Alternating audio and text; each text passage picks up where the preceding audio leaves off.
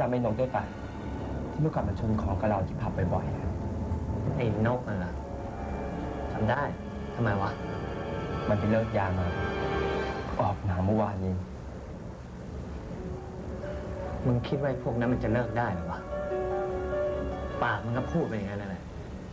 แต่พอเลิกจริง ๆ แล้วก็ไม่มีทาง นั่นแหละสิครับ เมื่อกี้ตอนผมไปชนของอะพี่ มันก็อยู่ด้วยไอ้พวกนี้มันน่าสมเพชนะพี่ ทำเป็นไปเลิกยาผมออกมาทำไม่ทันข้ามวันเลยแล้วกลับมาเป็นเหมือนเดิมอีก นี่แหละว่าข่าวดีของมึงนะเรื่องไอ้นกเนี่ย ไม่ใช่พี่ เรื่องไอ้นาทีกับไอ้กล้อง อะไรนะมึงว่าอีกทีดิ ไอ้นกกับพี่มันบอกผมว่ามันเจอไอ้2 ตัวนั่นแหละที่สถานบำบัด ที่ไหน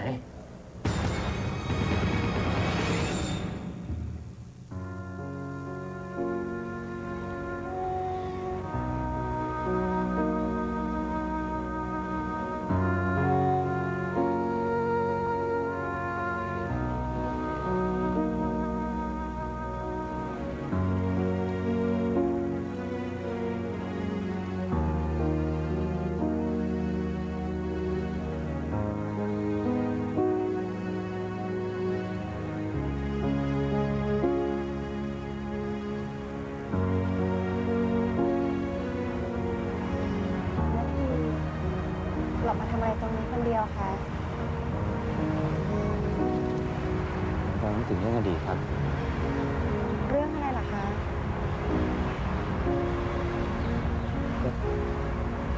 ต้นเหตุที่ทำให้ผมต้องอยู่ที่นี่ ที่นาทีฝันร้ายอยู่บ่อยๆใช่ไหมคะ ใช่ครับ ถ้ามันร้ายแรงมากอะมันก็อย่าไปนึกถึงมันนะคะ เป็นไปไม่ได้หรอกครับผมพยายามดีมาแล้วนะครับผมพยายามไม่จำไม่นึกถึงมันก็ไม่เคยลบมันออกไปได้เลย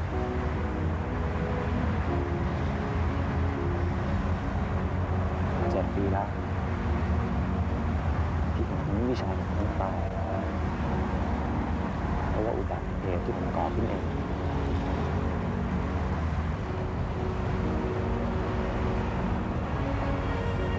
คืนนั้นเนี่ยมันน่าจะเป็นคืนที่ครอบครัวเรามีความสุขมากที่สุดมันเป็นวันที่พี่กรณ์รับปริญญาพ่อกับแม่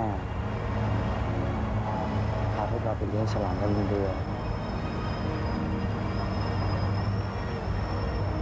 ผมยังจำเสียงอยู่เนาะมันก็รอยยิ้มในหน้าของทุกคนได้เป็นอย่างดีเลย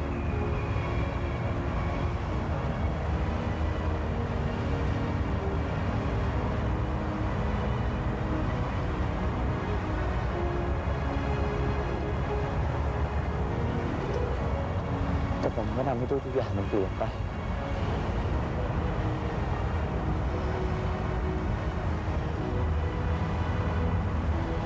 คุณไม่จำเป็นต้องเล่าต่อก็ได้นะคะ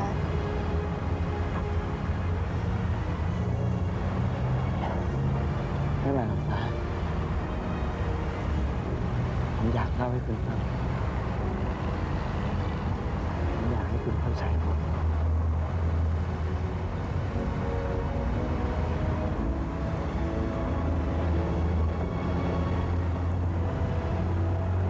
เรื่องความเอาแต่ใจของผมเนี่ยทำให้พี่ชายที่ผมรักมากที่สุดต้องมาจากผมไป ถ้าในคืนนั้นน่ะผมมีแรงมากกว่านี้อีกหน่อยพี่กรณ์และผมไม่ต้องตาย ผมพยายามช่วยพี่กรณ์แล้วพยายามดึงพี่กรณ์เอาไว้ที่สุดแล้วแต่ผมท ไม่ได้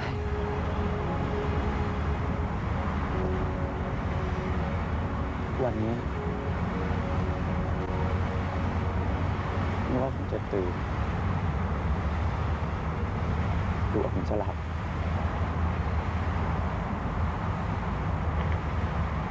ผมก็ยังเห็นภาพในคืนนั้นตลอดเวลา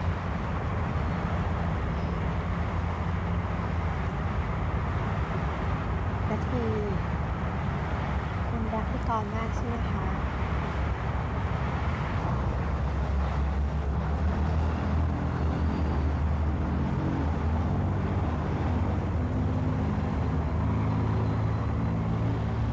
ไม่ใช่ผมคนเดียวครับ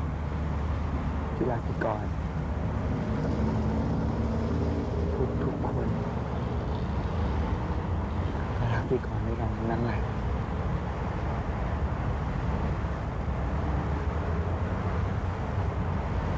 โดยเฉพาะแม่ของผม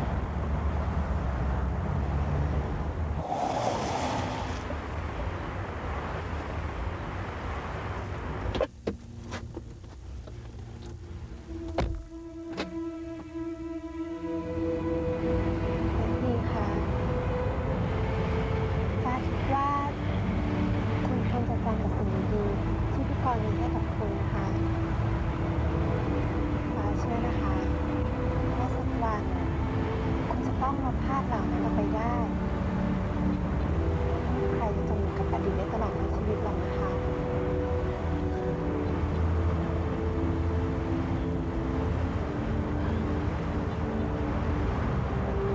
อเข้าใจผม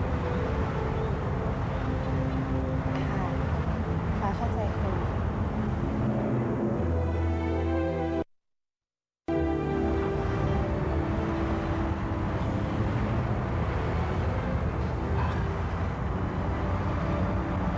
พรุ่งนี้ผมจะออกจากที่นี่แล้วนะครับผมจะออกไปเริ่มต้นชีวิตใหม่เอาไปเป็นคนดีอยากให้คุณช่วยผม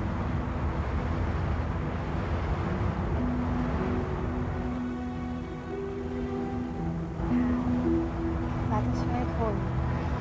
ฟ้าอยากเห็นคุณเป็นคนดีฟ้าเชื่อว่าคุณจะต้องเริ่มต้นชีวิตใหม่ได้แน่ๆค่ะฟ้าจะเป็นกำลังใจให้คุณฟ้าจะอยู่เป็นเพื่อนคุณนะคะ แล้วถ้าผมจะคิดกับคุณมากกว่าเพื่อนล่ะครับ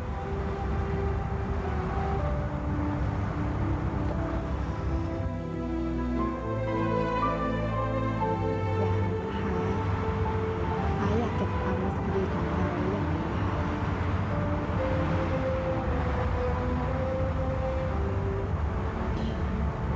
ก็ดีเหมือนกันว่าเข้าใจผมนะครับความรู้สึกดีๆที่เรามีให้กัน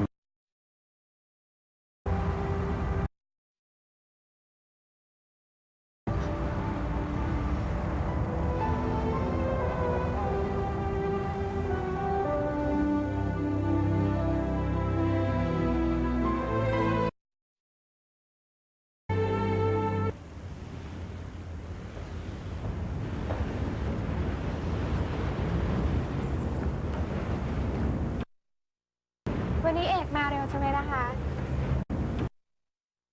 วันนี้เอกมาเร็วใช่ไหมนะคะ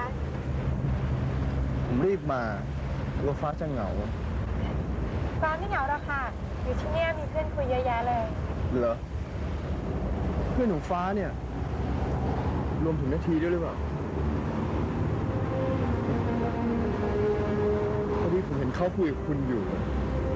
ก็เลยไม่อยากเข้าไปขัดต้องเป็นอาสาสมัครเพื่อเหรอ ไม่ใช่ค่ะ คงมาทำงานที่นี่สิ ไม่ใช่ค่ะ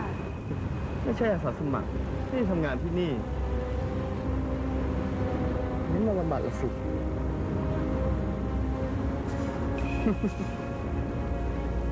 น่าสงสารนึงเลยนะไอ้พวกเนี้ย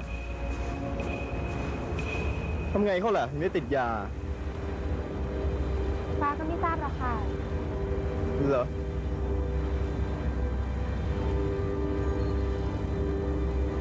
ไงอ่ะฟ้าทำงานที่นี่อ่ะก็ช่วยดูมันหน่อยนะก็ขี้ยาน่าสงสารจะตาย ค่ะ ฟ้าเป็นไรอ่ะไม่ดูแปลกๆอ่ะหรือว่ากลัวผมจะไปมีเรื่องกับมันอีกฟ้าไม่ต้องห่วงนะอย่างผมอ่ะไม่มีซ้ำเติมมันหรอกนะไอ้พวกขี้ยาพวกนี้น่าสงสารอยู่แล้ว หรือว่าคุณไม่เชื่อใจผม เปล่าค่ะ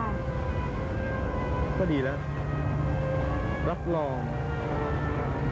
ไม่ทำให้คุณหนักใจแน่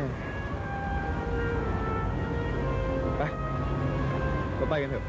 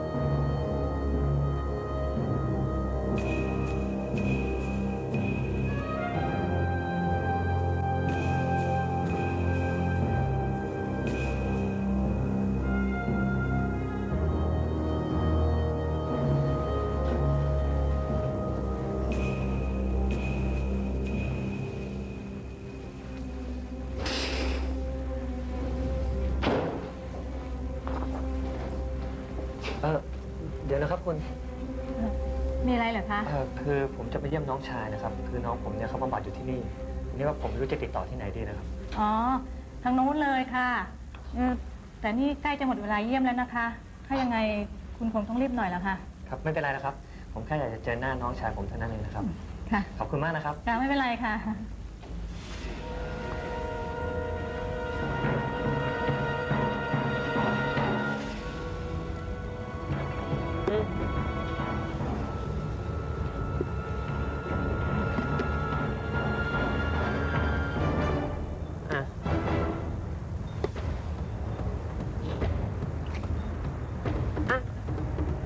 นาทีคะต้องคะมีญาติมาเยี่ยมค่ะ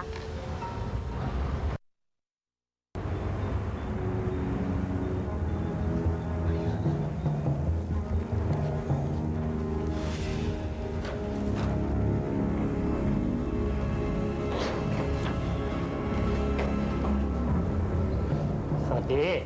นาทีกล้อง นั่งลงก่อนเลย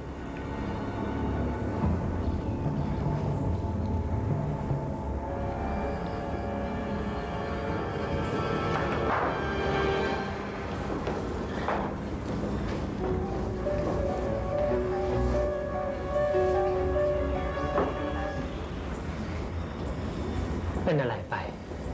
กลัวอะไรพี่เหรออ่ะเป็นอะไร ทำไมไม่ตอบพี่อ่ะ ตาพี่ ท่าทางเนี่ย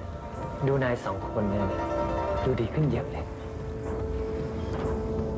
ครับ เลิกยาได้แล้วล่ะ เลิกแล้วครับ ดีถ้าอย่างนี้ก็คงจะเลิกทำงานให้พี่แล้วล่ะสินะ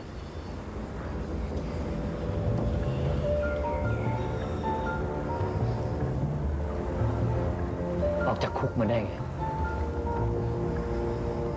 ประกันตัวครับ แล้วพูดอะไรไปเลยปะ เปล่าเลยนะพี่ พวกเราไม่ได้พูดอะไรเลยครับ สาบานเลยครับ ไม่ได้พูดจริงครับ แน่ใจเหรอวะ แน่ใจครับ พวกเราไม่พูดจริงพี่ ว่าไงนาที ผมกับกล้อง ไม่ได้พูดอะไรกับใครทั้งนั้น แล้วใช้พี่เชื่อได้ไงวะ โทษนะคะ หมดเวลาเยี่ยมค่ะ ครับ วันนี้พี่คงต้องไปก่อนนะ พ หวังว่าเนี่ยออกมาแล้วคงจะได้ร่วมงานกันเองแล้วพี่จะเล่า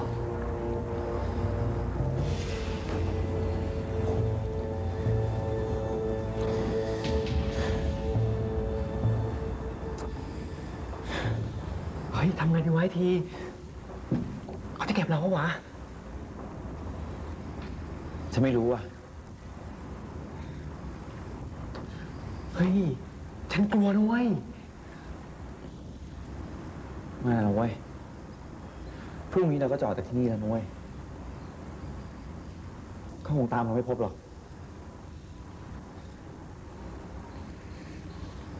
ยังไง เราต้องไม่กลับไปเหมือนก่อนนะเว้ย